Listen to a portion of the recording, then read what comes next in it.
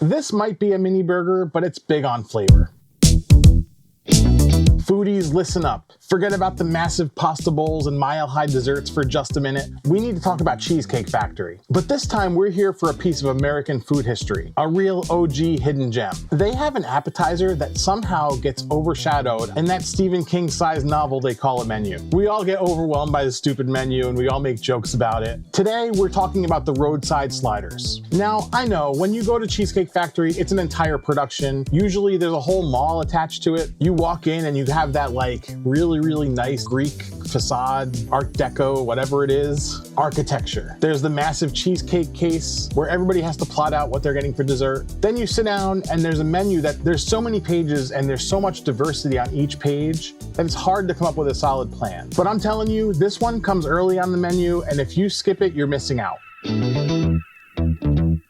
Now, this is something that technically is not a main course unless you make it one. But as far as being an appetizer, I think this is actually a masterpiece appetizer. It's 4 perfect bite-sized mini burgers on nice squishy buns with some grilled onions. There's pickles, lettuce, and ketchup on the side for a little DIY fun. Like I said, they're called Roadside Sliders, and you could argue it's the best value hidden in that book that they call a menu, which is filled with ridiculously sized meals that are all pretty much engineered so that you go home with some leftovers. And that's all so that you feel like you're getting a deal. It's all part of the experience. Let's get right into the food and that first bite. We'll talk about the science of this slider. On each, there's a nice healthy portion of seasoned beef, and I think those may be griddled, definitely not grilled. They're on those nice little squishy Hawaiian rolls. I think they're Hawaiian rolls. They have kind of that tinge to them. They're definitely not potato rolls. Like Hawaiian rolls, a little bit more on the sweeter side than a potato roll, but pretty much just as soft and squishy, like the perfect hamburger roll. And what makes it for me is the little bit of like slightly grilled onions. It's not caramelized, but it's grilled just enough to make them nice and soft and bring out a little bit of that sweetness. It's simple, but honestly, it's done perfect. Let's break down the taste.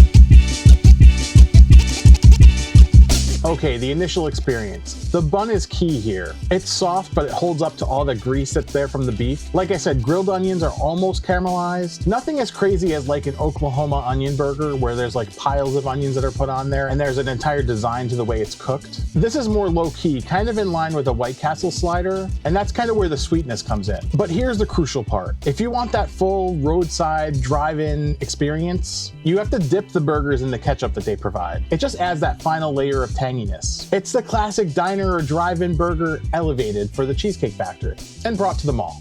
This might be a mini burger, but it's big on flavor. Now, while I enjoy the rest of these, let's talk about why you might miss this on the menu. Cheesecake Factory menu has over 250 items. If you ask me, that's pretty freaking ridiculous. But I guess that's one of the reasons that keeps people going back. You'll pretty much always find something different to try, or your old faithfuls will be there.